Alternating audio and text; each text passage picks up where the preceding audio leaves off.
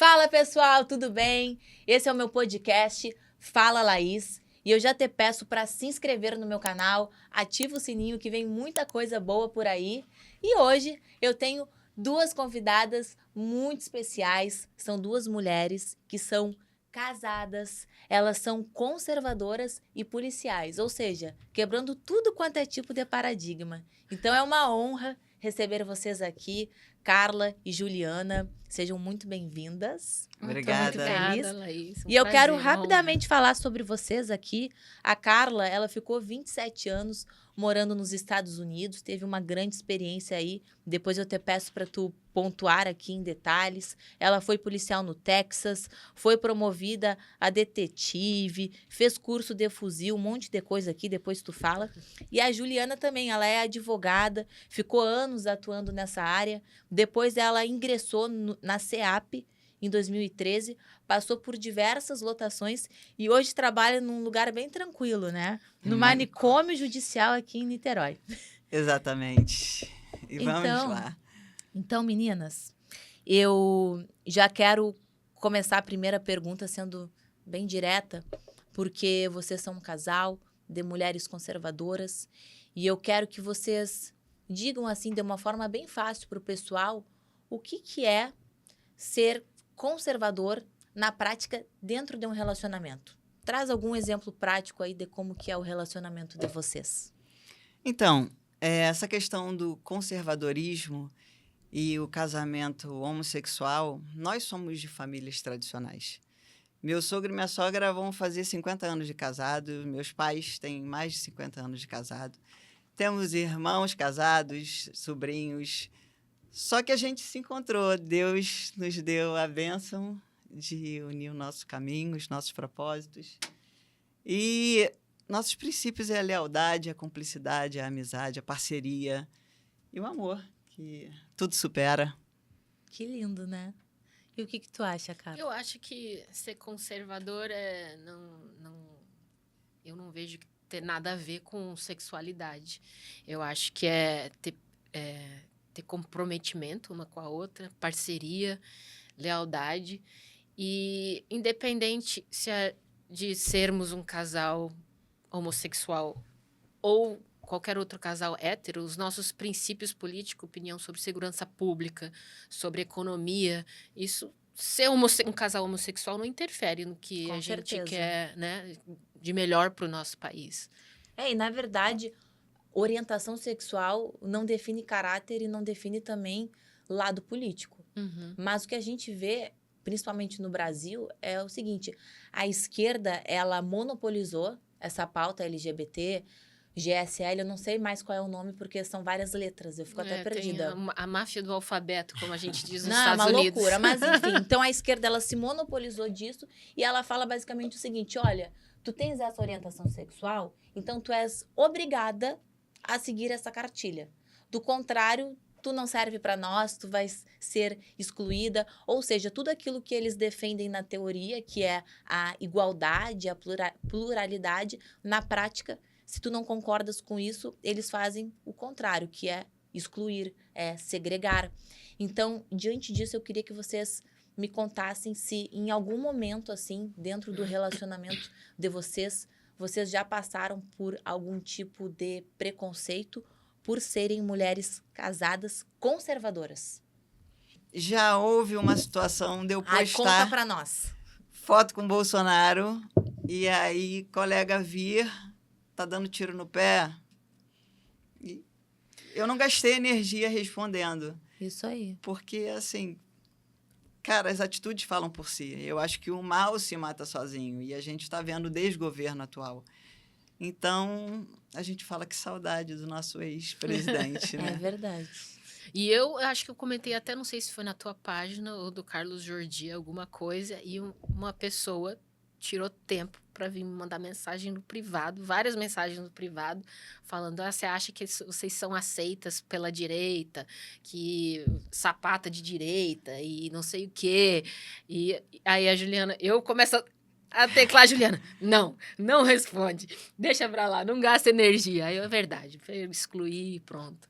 É isso aí. E E já tive várias discussões com colegas até nos Estados Unidos, um casal de mulheres também, extrema esquerda, e uma discussão no primeiro turno do Trump, a gente teve, e ela era super contra o Trump, eu falo, olha, quem eu tenho na minha casa, no meu quarto, não interessa a ninguém, mas eu, como policial, a gente precisa de um governo que nos apoie, porque senão vai... como se diz? A sociedade vai se virar contra nós. Exatamente. Entendeu? Então, é isso que eu faço todo dia. Eu fico mais fora trabalhando do que dentro de casa. Então, eu quero um governo para que eu possa sobreviver e voltar para casa, para minha esposa ou para quem for. E o que falta para as pessoas é informação mesmo, né? Porque, por exemplo, quando tu fala que vocês são conservadoras, as pessoas precisam entender o que significa isso. Porque, falando de uma forma muito fácil, tipo assim, ser conservador é uma visão de vida. Ou seja, tu olha para trás, tu olha para história, tu vê tudo aquilo que deu certo e tu quer usar isso como um modelo. Então, a família é algo que dá certo. Por mais que as pessoas ali tenham os seus desentendimentos, é o que dá certo. Quando tu assume a tua fé, quando tu queres ser uma pessoa cristã, tu nunca vai te arrepender de ser gentil, de aprender a controlar os teus pensamentos, os teus sentimentos, de amar o próximo como a ti mesmo, como Jesus ensina. São coisas que tu nunca vai te arrepender. Então, ser conservador é tu ter a coragem de, mesmo diante de tudo isso, defender os teus princípios, os teus valores, ainda que se tornem, como é que eu vou dizer, atrasados. A gente tem que defender a vida, a gente tem que ser contra a legalização das drogas, contra a doutrinação que fazem nas escolas. Então, é nesse sentido. E aí, enquanto vocês estavam falando, eu fiquei pensando várias coisas aqui na minha cabeça e eu vi um vídeo de uma psicanalista onde ela estava falando que, antigamente, por exemplo, a gente teve uma criação onde, não sei se com vocês foi assim, mas os meus pais, eles não eram aqueles pais de ficar dando muito carinho, de ficar, tipo assim, ai, tu me ama, fala que me ama, e não sei o quê. Eu sou muito assim com a minha filha. E aí, criou-se uma geração onde, desde cedo, a gente queria sair de casa, sei lá, fazer a carteira, tirar a carteira, arrumar um trabalho, construir uma família. E a geração de hoje é uma geração muito preguiçosa. Tem um dado que fala que é uma geração que não faz sexo. Eles têm preguiça, inclusive, de fazer sexo. E dizem que o motivo disso é porque sempre tiveram tudo de mão beijada. As coisas sempre foram muito fáceis. Então, tu não tem frustração. E a frustração ela é necessária para que tu possas crescer, para que tu saiba lidar com tudo isso. Então, eu queria que vocês falassem qual é a opinião de vocês no sentido de, hoje, a gente ter tantos relacionamentos que são frustrados. Por que eles não são duradouros, e a relação disso com o conservadorismo? Porque, por exemplo, ser conservador no relacionamento é tu ter lealdade, é tu decidir ficar com aquela pessoa todos os dias. Então, qual é o motivo, na visão de vocês, que leva as pessoas a estarem assim hoje, a, sei lá, trocarem de relacionamento como troca de roupa? O amor é o dom supremo, né? E é uma escolha diária. Eu vejo que você, às vezes, tem que passar por cima de algumas situações, engolir uns sapos e permanecer amando, porque que vale a pena. Que tu engoliu? Amor. Engole vários. Brincando. Mas é porque tu decide amar ela todos os dias. Sim. Mesmo todos com os os defeitos. Dias. Que defeito todo mundo tem, né? Tem. E assim, eu vou fazer 49. Então, quando eu conheci Carla, eu apelidei de certeza. Porque eu falei, cara, meu ponto Viu, final. amor? Tu nunca me apelidasses de certeza. Adorei isso. Guria, é muito romântico. Só que Linda. antes de me conhecer, ela não era assim, não. Como é que vocês conheceram? Então, eu já tinha dado minha carreira de relacionamento por encerrada. Carreira de relacionamento. Assim, eu não queria mais ninguém. Eu falei, não quero mais ninguém, eu quero ser solteira, convicta. E é isso. Até que ela me chamou no Instagram. Tu me chamou no Instagram, querida. Então vai, continua. Ela que te chamou? Eu segui ela já há uns 2 anos. Tu já tava de olho nela? Não, eu comecei a seguir um monte de página policial. E aí, de vez em quando, aparecia rios, vídeos de outras policiais. E ela era casada com outra policial. Ah. Aí eu tava com outra pessoa, eu falei que era ainda, né? Tá dentro do armário. E eu falava, olha aqui que legal, policial civil fora do armário, lá no Rio de Janeiro. Não tem nada a ver, né? Porque eu já era fora do armário. Fora do armário. Mostrando a página dela e da ex dela. Aí, gostava dela jogando tecido, eu reagia, achava a cachorrinha dela, ela nunca me respondeu. Nunca. Um belo dia, ela mandou uma mensagem. Fala, combate. Aí eu, ué? Nunca vi. Aí eu, deixa ela olhar a página dela. Ih, saiu, não tem nenhuma foto com a ex, né? Terminou. Aí ela assim, você vem pro Brasil muitas vezes? Aí eu falei, A gente já foi direta também, né? Aí eu pensei, como não? Mas fala combate, pra mim não é a linha de quem quer dar em cima de outra pessoa. Não, tava sendo romântica até. Fala combate, tá sendo romântico. Papo de polícia. Bem delicada, graças a Deus. Aí eu falei, ela quer saber como é que faz pra ser policial nos Estados Unidos, né? Aí vamos lá. Aí ela, não, você não vai vir pro Brasil? Eu falei, olha, agora não, saí do relacionamento, não tô afim de ir pro Brasil. Aí ela, eu vou pra Cancún em março. Eu falei, ir pra Cancún daqui do Texas, né? É bem mais barato do que ir pro Brasil. Aí, quem sabe a gente se encontra por lá. Aí começamos a... Vocês se encontraram em Pega o meu Cancún. WhatsApp. Eu liguei pelo WhatsApp. Não, ligou de vídeo. Eu falei, não. Aí eu declinei. Eu fui lá botar maquiagem.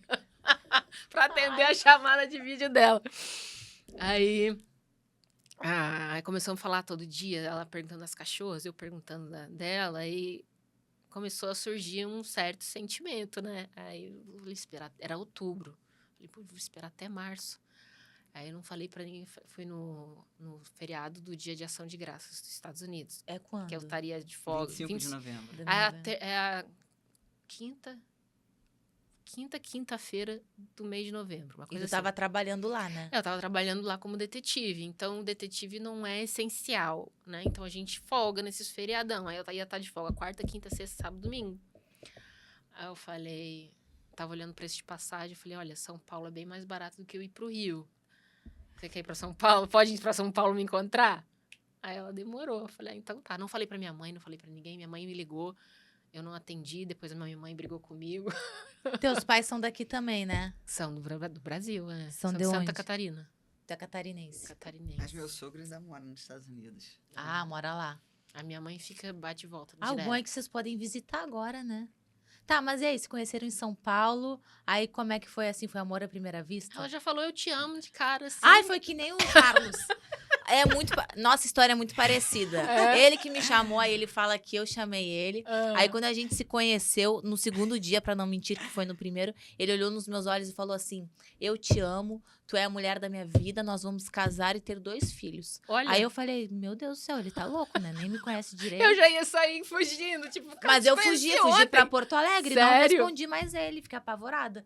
Mas depois a gente foi conversando. E aí eu vi que eu amava ele. Mas assim, no primeiro momento, foi um choque. Imagina a pessoa falar do nada que te ama. Nem dei abertura, assim. Mas a gente já tava falando todo dia. A Já tinha o gente- nosso horário certo de conversa. Foi um... O que tá fazendo? Tô vendo minha série na Netflix. Tá, então para aí pra gente conversar. Mas é o que eu digo, cara, quando as coisas precisam acontecer, tudo vai fluindo. E vocês não se encontraram por acaso, eu já disse isso, né? Uhum. Existe um propósito maior pra vocês. E vocês são lindas juntas e com certeza Obrigada. vão inspirar muitas pessoas. Em nome de Jesus. E eu queria perguntar pra vocês, eu queria que vocês dessem uma dica pra quem tá assistindo esse podcast, pra quem é gay, pra que essa pessoa ela se motive, ela não se sinta pressionada por essas ideologias, por esses rótulos, pra ela ser quem ela é. O que vocês diriam? Tu me cutuca, né? É. Então, Se essa pessoa estivesse aqui, o que tu falaria? Seja livre, o que...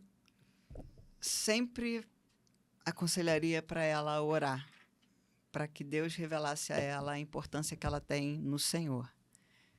Como cristã, eu creio que há um propósito de Deus na vida de cada um de nós e que Deus ama do jeito que Deus fez. Independe da opção sexual. Deus quer que ela se ame, se aceite e não se preocupe com a opinião alheia. Porque, geralmente, ela está preocupada em agradar, talvez, pessoas que ela nem diz tanto para essa pessoa, ou essa pessoa nem diz tanto para ela. E, de verdade, quem te ama, te aceita com a sua escolha. Eu fiquei Sexual. arrepiada, Uhum. né? Ela tá chorando aqui. Mas é verdade. Sabe o que eu percebo? Todas as pessoas de sucesso são pessoas que são autênticas, né? Tu não precisa vestir uma máscara, tu não te preocupa com o que vão falar de ti, se vão Sim. te julgar. Tu é aquilo ali. Aham. E tu te ama tanto do jeito que tu é, que tu transmite isso pras pessoas e as pessoas te amam e te respeitam por isso também. Não, mas eu tenho certeza que é de Deus, porque quando eu vim pro Brasil, depois que a gente conheceu, eu vim passar o ano novo aqui. E ela tinha me falado que os pais dela eram muitos, como se diz? Rigorosos? Religiosos. E o pai dela deserdou ela quando ela era casada no outro casamento dela. Então, na minha mente, eu já tinha assim, eu não vou conhecer os pais dela, né? E provavelmente não vamos ter aquele relacionamento de família. Então, eu já estava tentando me conformar com isso. E eu fui criada como testemunha de Jeová. Então, os meus pais demoraram muito para se sentirem à vontade com quem eu sou. Hoje em dia, meu pai me manda vídeo. Enfim, ele é uma figura. É um processo, né? É um processo. Mas quando a gente chegou em Búzios para passar o ano novo. E Vocês chegaram lá no meio da família? chegou, Ai, ela levou Meus outra pais têm amiga. casa lá. Uma outra amiga dela, polícia penal, pra meio que. Tô indo passar um novo com as minhas amigas, levando pra Búzios pra gente passar junto. Essa né? aqui uma era mais que amiga, né? Só que eu nem olhava pra ela. Eu não olhava pra ela, a gente só conversava na hora que ia dormir. Nós três dividindo o quarto, ia dormir. Aí a gente dormiu a primeira noite, jogamos joguinho com o filho dela, o pai dela ficou na mesa conversando com a Ju e eu jogando com as crianças lá, né? Aí no dia seguinte a gente foi fazer um passeio de escuna, aí voltamos pra casa, tava frio, o pai dela tava na piscina, ele, Carlinha, vem cá, senta aqui comigo. Eu falei, Cheio de intimidade já, Carlinha, né? aí eu vou ter que, tava morrendo de frio, seu Renato falou pra eu ir sentar na piscina com ele, eu vou lá sentar na piscina com ele. Aí ele, olha, eu fiz a Ju prometer que ela nunca mais ia se casar, mas contigo eu quero que você case. Do nada. Do nada. Do nada. Do nada. Tu vê, né, como são as coisas. Do Mas nada. tu não falasses nada assim? Não, eu nem... Eu tava ali com ela, mas... Foi na Se eu noite quisesse- anterior, enquanto eu tava jogando, que o teu pai falou assim, ela não é só tua amiga. eu já percebi. Segura sua onda. Que eu vou trabalhar sua mãe. Mas segura tua onda. Eu falei, não, pai, eu não tô nem olhando pra ela. Não, a gente não se olhava, menina. Eu ficava com medo. Tipo, falava com a Sueli, amiga dela. Falei, fala com a Ju se a gente pode fazer não sei o que, não sei o que, não sei o que. Que eu tinha medo de transparecer algo, sabe? Por causa do respeito aos pais dela, né? E Foi de Deus. foi de Deus, não nada se explica isso. Ela deserdar ela por causa de um relacionamento homossexual anteriormente e chegar pra mim e falar, eu quero que ela case contigo. É porque é a pessoa certa. E na verdade nada é por acaso, né? Tudo também é um processo para que eles, nossos pais, né, que já têm uma criança mais enraizada, têm outros princípios, outro tipo de criação, para que eles consigam se acostumar com isso. Uhum. Então, tudo é um processo. E hoje, graças a Deus, vocês estão aí firmes e fortes, maravilhosas. Obrigada. E com coisas grandiosas ainda reservadas Amém. para vocês. Meninas, deixa eu ver aqui. Vamos falar agora de segurança pública? Vamos? Bora. Primeira pergunta para ti, Carla. Tu que trabalhou lá nos Estados Unidos, tu deve, assim, ter tomado um choque de realidade quando chegou aqui, né? Conta pra gente como é que foi tua experiência lá e como que tu te sentiu quando tu chegou aqui e viu as coisas como são. Então, lá nos Estados Unidos, tanto na polícia de Dallas e na polícia de Fort Worth, no Texas, a gente tinha que todo ano se qualificar com tiro ao alvo, tinha que passar por um TAF anual, para você passar por de um teste físico, tinha que ter tiro ao alvo todo ano para poder continuar sendo licenciada pelo estado para carregar, para ser policial. E o teste físico era tipo o quê? Corrida? Em Dallas era tipo o teste Cooper. Você tem a corrida é lá isso? de 2004 2.400 metros. 2.400 Aí tem em 12 minutos. flexão, um número X de flexão, um número X de abdominal. Aí tem um teste de obstáculos, teste de agilidade. E já em Fort Worth era só um teste de um obstáculo. Você tinha a linha de início, assim, aí tinha que pular uma cerca, aí você pulava a cerca, você subia e descia a escada 7 vezes, depois você subia e descia a escada 7 vezes, você tinha que arrastar um manequim de 80 quilos, Ai, algo bem do tipo. tranquilinho.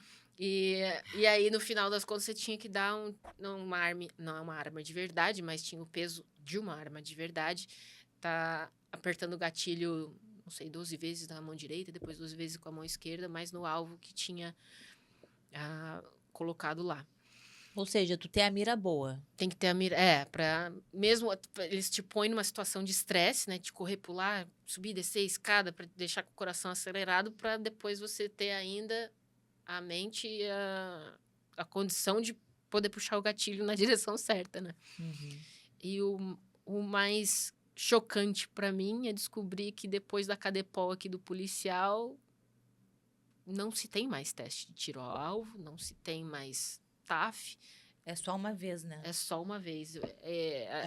Ou seja, se o policial ele faz o teste, depois ele quer virar um gordinho sem fazer Tem nada. muitos espalhados. Niterói É? tá lotado. Cheio de gordinho. Ô, Cheio de- gente, Ó, vamos correr. Nos Estados Unidos também tem um monte de gordinho, mas eles ainda têm que passar o teste. E passam né? no teste. E passam, né? Agora, eu fiquei assim, de cara, tipo assim, qual foi a última vez que você tirou... Não, tirou algo, sei lá, foi praticar, né? Foi treinar tiro. Ai, eu não Deve sei. ter uns 6 meses. Não, tu fez tiro comigo lá no Texas. Você Isso. fez com a Giovana aqui depois. Também, Tem no uns 6 estande. meses. Mas eu acho que o corpo é tudo meio, é meio automático, né? Tu pode ficar sem... Não sei, posso estar errado. Tu pode ficar ali sem treinar, mas quando tu vai é meio que automático. Ou não. Ou desaprende. Cara, eu acredito que policial tem que treinar todo mês. Lá, Seria um mundo perfeito. o mundo perfeito. É o ideal, tipo... Eu fui para a academia de polícia no Texas. Chegamos lá, a Carla conseguiu uma caixa de 200 Nossa. munições. 100 para mim e 100 para ela. Só para a gente brincar ali no stand. Aqui não tem isso. Aqui eu tenho que comprar munição, Tem que pagar pagar, o tempo né? do professor. Então, num treinamento, 30 munições, você gasta 250 conto. É. E aí o policial tá fazendo RAS, tá na correria de escala de trabalho. Que tempo que você treina? É o tempo da tua família. Tu vê na rua, assim, muito erro? Vê, né? Veja. Eu tenho curiosidade de saber como é que é. Tipo assim, vocês estão ali na rua... E Carla me conserta muito também. Às vezes ela me orienta. Porque a visão dos Estados Unidos supera a do Brasil. Teve Eu um não vídeo digo a agora prática. que eu te mostrei, foi o... Não era segurança privada, era a polícia militar, né? Que tava verificando uma moto clonada. O cara tava numa loja, lembra que eu te mostrei? Que o cara Lembro. saiu correndo? Aí eu falei, olha... Quando eles estavam com suspeita que a moto é clonada e ia abordar a pessoa, não tinha que deixar ele em pé. E tava, tipo, um policial ali, outro aqui e o cara aqui com um espaço no meio para ele sair correndo. Eles tinham... A loja tá atrás. Tinha que fechar ele, mandar ele sentar no meio-fio, cruzar os pés, aí vai no teu celular Uhum. consultar o nome dele. Né? Então, coisas assim, que às Pequenos vezes a gente detalhes, olha né? os vídeos e a gente troca essa ideia. Mas tem turma que a gente chama de miojo. 3 minutos, instantâneo e tá pronto. Como Vai assim? pra rua. Curso de formação, rápido. Ah, Não dá para dar entendi. esse embasamento e a pessoa... Qual é o curso mais difícil aqui? Acredito que seja o BOP. O BOP. É, eles são diferenciados. BOP Tu sabe como que é o treinamento deles? sugado. Os colegas que entram, quando saem, é só cabeça.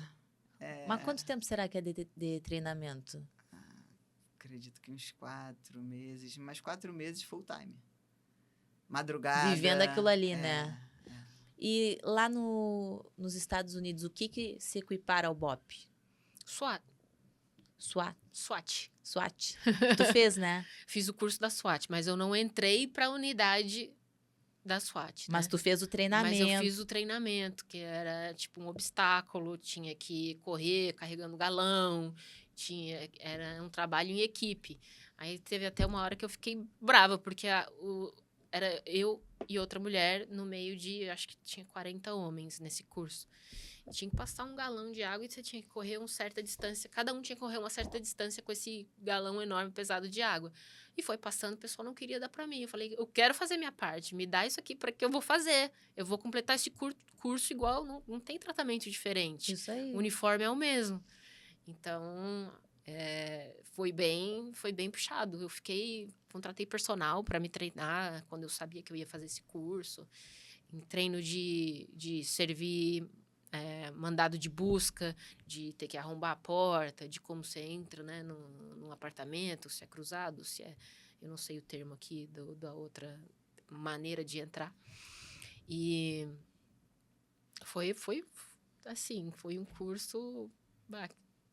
Não sei como é que é do BOPE, gostaria muito de saber como é do BOPE para comparar, porque eu acho que o policial militar aqui do Rio de Janeiro não tem igual. E não é para qualquer um, né? Não é para qualquer um. Porque lá não tem essa realidade das favelas Não tem. aqui, né? Lá tem favela ou periferia, mas não tem morro, igual tem vielas e tudo mais, né?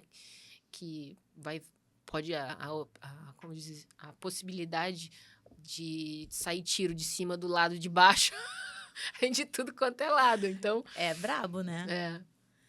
Ju, Diga, minha minha. pergunta é pra ti, minha amiga. Vocês já viram a fala do nosso presidente? Que ele diz que o bandido, o vagabundo, ele é vítima Ai, da sociedade, pelo né? amor de Deus. Ele não é meu presidente, não. Ele é um descondenado, na verdade. Uhum. Esse pensamento dele tem base ideológica. Vem lá da escola de Frankfurt, onde vários pensadores com ideias marxistas, eles concluíram o seguinte, que o vagabundo, ele age daquela forma, ou seja, ele vai te assaltar, ele vai estuprar, ele vai matar, porque ele é oprimido pela sociedade. Então, ele age assim porque ele é um coitadinho, ele é um trabalhador, ele precisa pagar a sua cervejinha, ou ele precisa sustentar a família. Então, eu queria que tu me contasses aí, na tua experiência como policial, o que tu já vivenciou na prática que mostra isso? Traz algum exemplo aí para nós. Essa frase de que o traficante é vítima do usuário. Vergonha. Marcou, né? Ficou marcado. Não, eu fico pasmo. Eu falei, como é que o povo brasileiro escuta um negócio desse e ainda aplaude vota? ainda. Não, e como se não bastasse. É o furto de um celular para tomar uma cervejinha.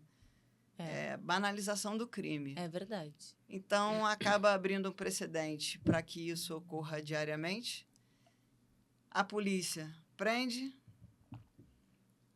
leva para a delegacia, entra no Frederico Marques, audiência de custódia, 24 horas, o judiciário põe em liberdade.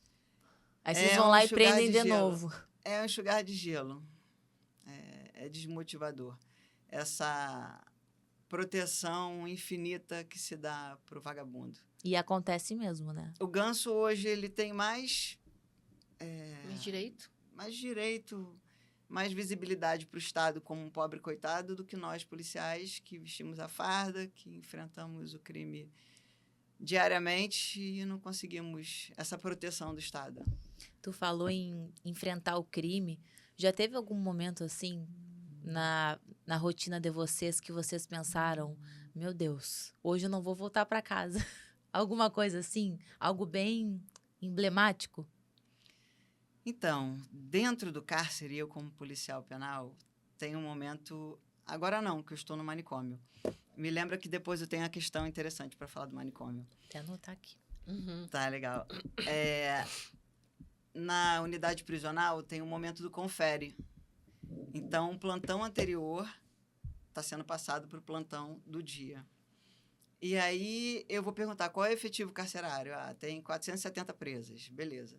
Eu tenho que contar as presas para receber o plantão, para ver se está tudo certo, se tem uma que está com o braço quebrado ou morta debaixo do cobertor e está dizendo que, sei lá, está dormindo. Uhum. A outra vai falar que ela está com sono, que está dormindo, que tomou remédio demais, enfim.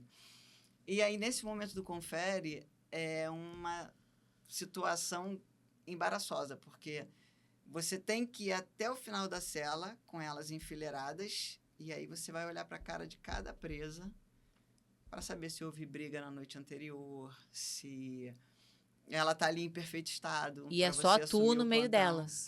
Entra, Tá doido. entra uma policial penal, outra policial penal fica na grade fazendo a sua contenção. Mas é uma que fica ali no tete a tete, É Tem né? uma que 400, entra. 400 presas No e caso por 2 cela, policial.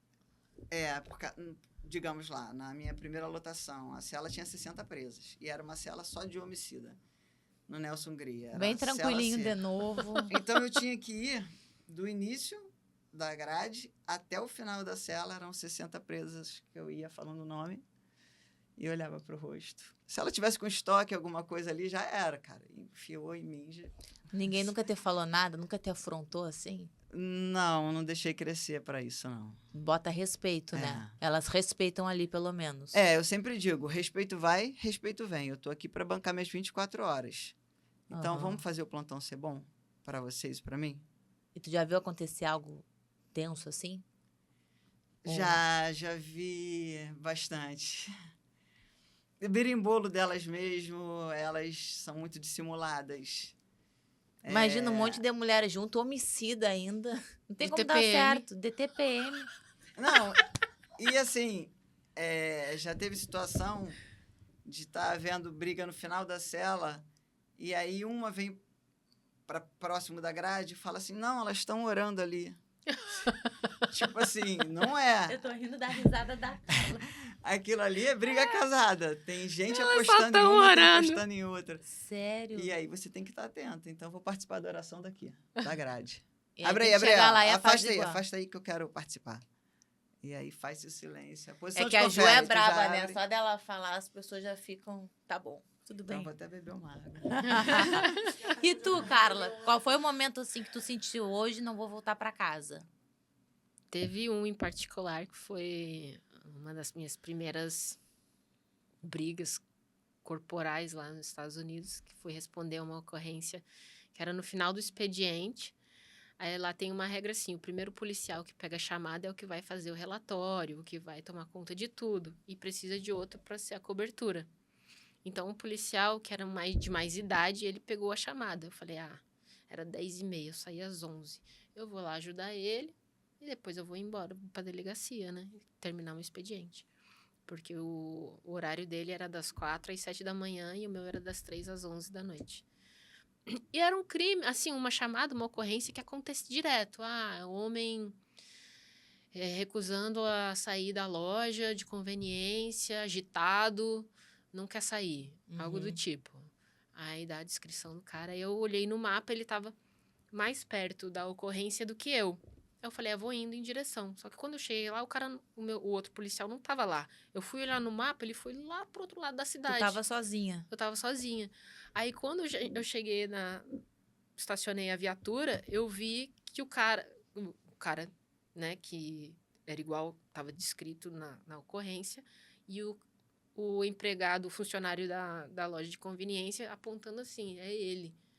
Eu falei, eu não posso ficar sentado na minha viatura esperando outro policial chegar.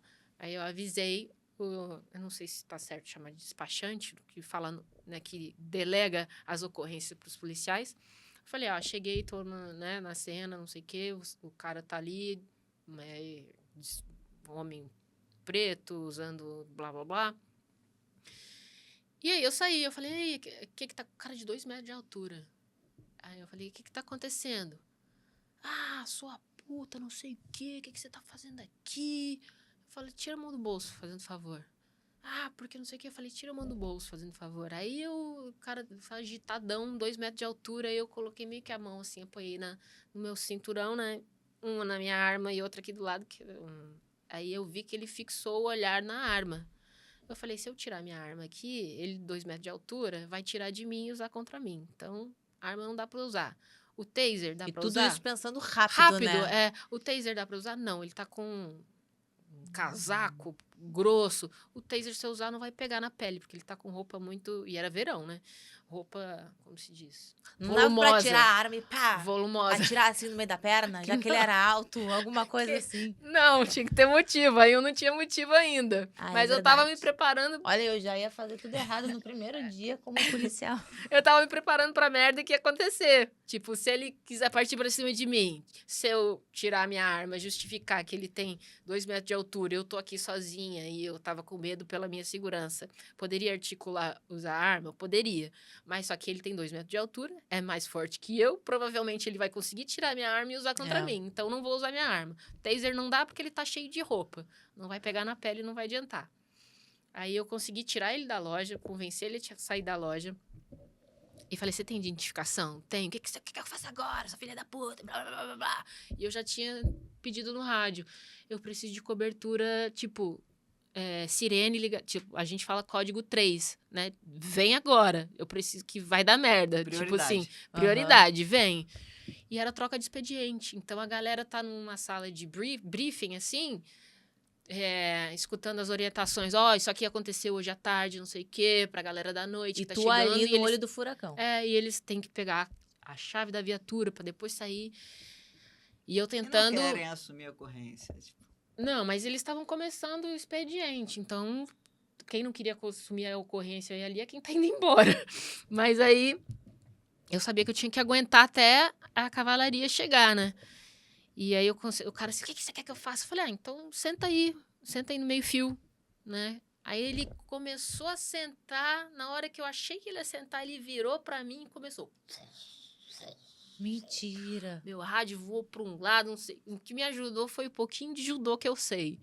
Um pouquinho de judô eu consegui derrubar ele no chão, consegui algemar um braço dele e eu tinha o quê? Spray de pimenta, era o que me sobrou. Não dava para usar arma, não tinha justificativa para usar arma, o taser não ia dar certo.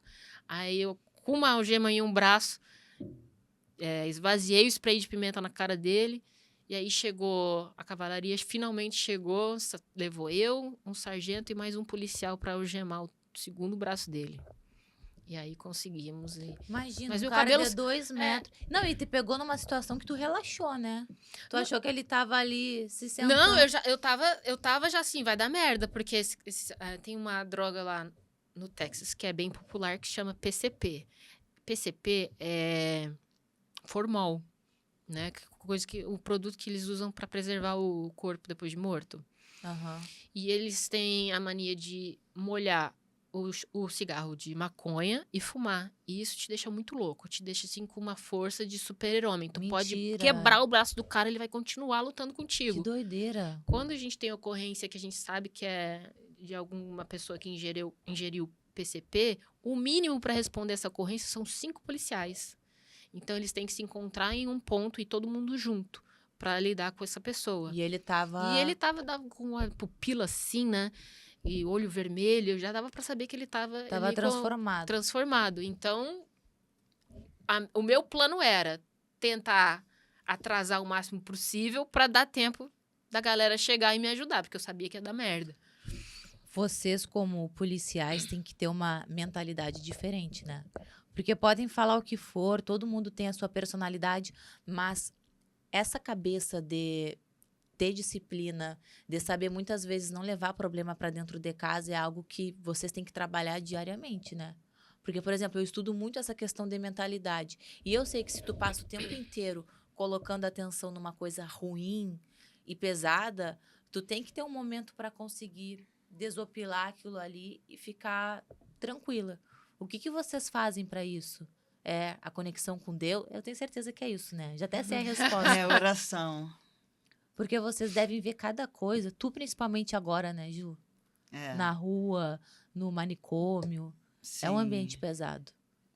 A dependência de Deus é total. A gente tem vida de oração. E, As duas juntas, né? Uhum. Sim. E sempre converso com Carla dessa questão de... para estar colocando Deus à frente dos nossos dias, fazendo a nossa agenda, para que a gente não faça nada que não seja para glorificar o nome dele. Isso aí. Então, Na minha época nos Estados Unidos, eu não era tão íntima com Deus como eu sou agora. E A Ju que te colocou a Ju no que- eixo. A Ju que pô, a fé da Ju é... Dá pra ver o jeito que ela falou aquela hora ali. A Priscila É. que já começou a chorar. Eu fiquei com os olhinhos cheios d'água, porque eu sou difícil pra chorar. Eu sempre falo pra ela que ela devia ser pastora. Que a fé dela é... Né? E Não- ela não fala dá com o pra coração, né? É, não dá pra descrever, não. É misericórdia, é graça. Então, a minha mãe, eu costumo falar que mãe de joelho, filho de pé. A minha mãe, ela é intercessora por excelência. E eu sei que eu sou fruto de oração dela, como meu filho é fruto de oração dela também, muito. Minha, e eu falo para Carla, para a gente ter uma vida de oração. Porque o Senhor tem um caminho perfeito e basta a gente criar essa intimidade. Porque às vezes a gente quer ser íntimo de alguém, mas não tem diálogo, não tem conversa, não tem tempo para ouvir. Então eu vou lá, me coloco de joelhos e falo tudo para Deus, mas eu não paro para ouvir a voz dele. Esses dias, Carla falou assim para mim: amor, eu senti a resposta de Deus. Aí eu falei: foi me conta surreal isso. É. Porque a gente tem que parar para ouvir. Deus fala comigo. Fala em sonho, fala... Como é que ele fala com vocês? Usa uma pessoa... às vezes usa até uma cachorra nossa. Deus usou a mula na Bíblia para falar. Então, Carla teve essa experiência e para mim eu falei: que resposta de oração, porque é essa intimidade. Buscar-me-eis e me achareis. Quando? Quando me buscar de todo o coração. E aí ela aprendeu. E glória a Deus por isso. Tem coisas que fogem do nosso controle, né? Mas quando tu tem a fé, tu sabe que Deus, ele vai te trazer o que tu precisa. Mas aí tu tem que soltar essa necessidade de controle, de muitas vezes achar que isso aqui precisa acontecer dessa forma. E não é assim. Porque eu sempre digo que Deus, ele tem uma visão muito maior. É como se a gente estivesse numa floresta com um monte de árvore. Tu não consegue enxergar o caminho. E tu não sabe para qual direção tu tá indo. Mas Deus, ele tá lá no topo da montanha, enxergando tudo que tem na frente. Então, ele sempre tá te controlando. E isso que é fé. É tu confiar no que é invisível, no que tu não consegues enxergar, né? E quando você entende que ele é o mais interessado em te ver feliz, porque ele é o nosso Criador, ele é o nosso Pai. Isso é libertador, né? Então, tudo que ele quer é ver o filho dele bem. É. E a gente nasceu para isso. Para ser próspera, para ser amada, para ter a saúde perfeita, para viver em abundância. E se a gente vive alguma limitação é porque a gente acredita em mentiras que contaram sobre o que a gente é capaz de fazer ou merecedora de ter. Eu acredito muito nisso. E Ju, tu me falasse que ia falar alguma coisa do manicômio. Isso, a questão do manicômio. Inclusive, Jordi teve grande participação, porque em 2023 teve uma resolução do Conselho Nacional de Justiça, acho que o número 487, que era uma resolução antimanicomial para acabar com o manicômio. Então, havia essa determinação para que interditasse parcialmente o manicômio, colocasse todo mundo que está em transtorno mental na rua. Era uma desinternação. E aí nós sofremos essa interdição parcial. Só que, graças a alguns parlamentares, Jordi foi essencial, brigou muito por isso, para que a gente conseguisse manter o manicômio judicial, porque Niterói começou a ficar cheio de gente louca na rua, com transtorno mental, e era pedrada de um lado, até que um matou um essas inspetor pessoas chegaram na aí pra NV1, rua. chegar Nossa. metade, mais ou menos, do manicômio. Imagina, que doideira. E aí Jordi foi no parlamento dizendo da necessidade de ter o manicômio para cuidar das pessoas com transtorno mental. E nós temos um emblemático, que é o Marcelo Vampiro, que ele assassinou 12 crianças, estuprou, matou, bebeu sangue, e como poderia... E onde que ele está agora? Ele está no manicômio? No manicômio, é paciente nosso. Então, nós temos pacientes com transtorno mental e, graças a Deus e a bons políticos, o manicômio continua existindo e o trabalho é feito com muita dignidade. Eles têm tudo que eles precisam. Tem pacientes que são desinternados e tocam a campainha para voltar. É. Se é algo que funciona, é o manicômio judicial. Não, e tem que ter, né? Porque, Tem que ter. na minha opinião, tem casos como, por exemplo, de pessoas que fazem maldade com crianças. Podem falar que é louco, que tem transtorno, não sei do quê. Esse tipo de pessoa nunca vai mudar. Que nem esse caso desse vampiro aí de Niterói, Uhum. né? Sim. Imagina ele É uma na pessoa rua. que, na minha opinião, não tinha que estar viva.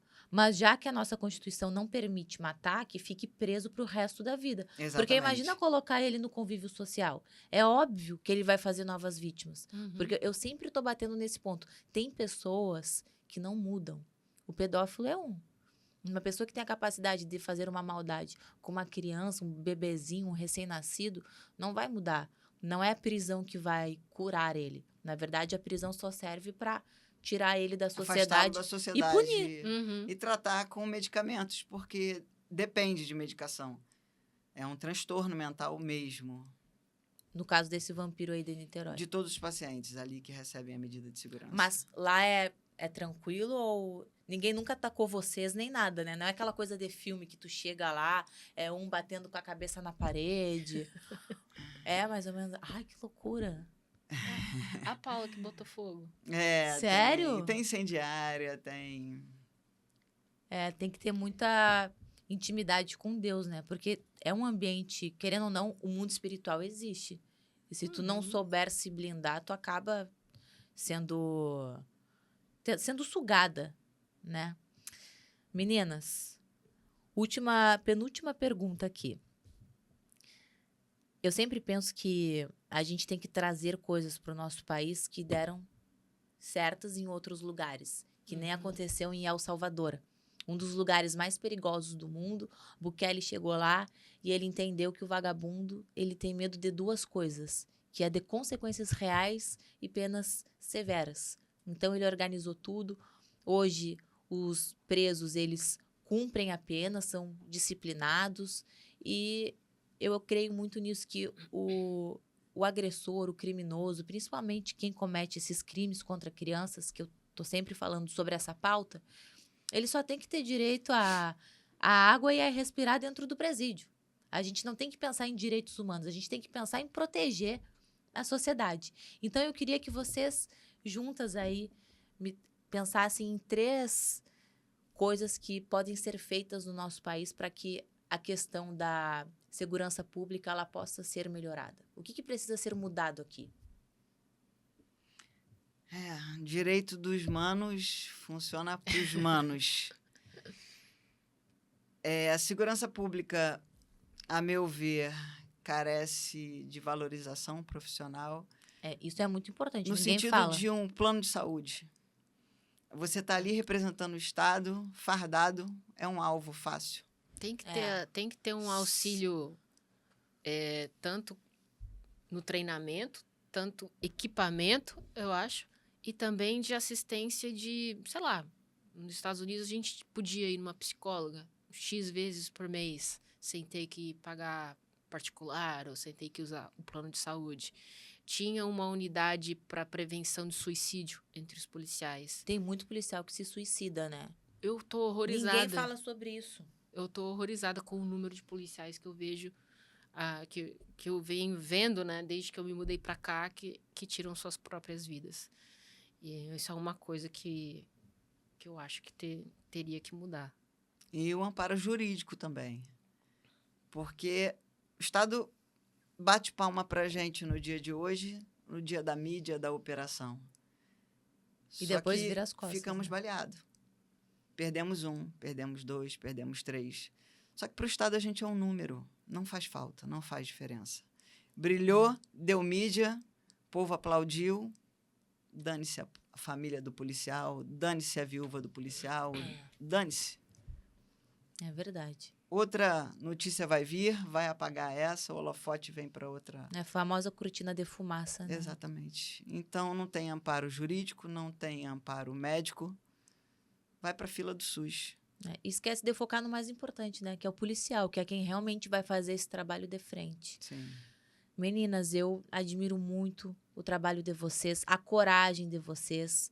Eu tô conhecendo vocês aos pouquinhos e dá para perceber que vocês são isso aí. Pessoas reais, verdadeiras, que têm valores, princípios. E como eu falei no início, eu não tenho dúvidas de que existem coisas maiores para vocês duas. Então, muito obrigada pela presença de vocês. Uma honra. E eu vou pedir para vocês olharem para a câmera e deixarem uma mensagem, alguma lição para as pessoas que estão aí nos assistindo, tá bem? Um grande beijo e agora é com vocês. Fala com o coração. E aí? Vai tu primeiro, minha vida. Agora. Abre o coração e vai. Galera, então, falamos bastante do nosso Criador e se eu tivesse que dar um conselho seria: tenham uma vida de oração.